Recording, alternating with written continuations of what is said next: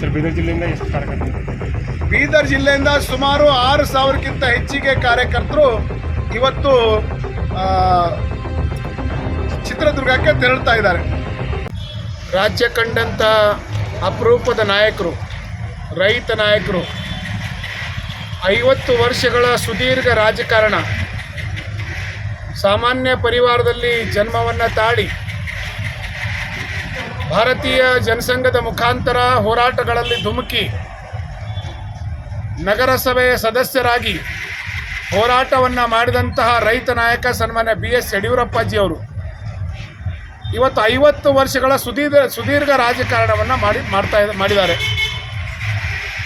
ಅನೇಕ ಬಾರಿ ಶಾಸಕರಾಗಿ, ವಿರೋಧ ಪಕ್ಷದ ನಾಯಕರಾಗಿ, 4 ಬಾರಿ ಕರ್ನಾಟಕದ ಮುಖ್ಯಮಂತ್ರಿಗಳಾಗಿ ರಾಜ್ಯದ ರೈತರಿಗೆ ಮೊದಲನೆಯ ರೈತ ಬಜೆಟನ್ನು ಕೊಟ್ಟು ಭಾಗ್ಯಲಕ್ಷ್ಮಿ ಯೋಜನೆಯನ್ನು, ಹಲವಾರು ಯೋಜನೆಗಳನ್ನು ಈ ರಾಜ್ಯಕ್ಕೆ ಕೊಟ್ಟಿದ್ದಂಥ ಧೀಮಂತ ನಾಯಕರ 50ನೆಯ ರಾಜಕೀಯ ವರ್ಷದ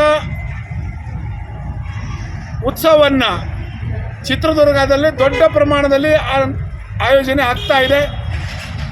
ರಾಷ್ಟ್ರದ ಗೃಹ ಮಂತ್ರಿಗಳಾದಂತಹ ಸನ್ಮಾನ್ಯ ಅಮಿತ್ ಶಾಜಿಯವರು, ರಾಜ್ಯದ ಹಲವಾರು ಮುಖಂಡರು, ರಾಷ್ಟ್ರೀಯ ನಾಯಕರು ಈ ಕಾರ್ಯಕ್ರಮದಲ್ಲಿ ಭಾಗವನ್ನು ವಹಿಸ್ತಾ ಇದ್ದಾರೆ.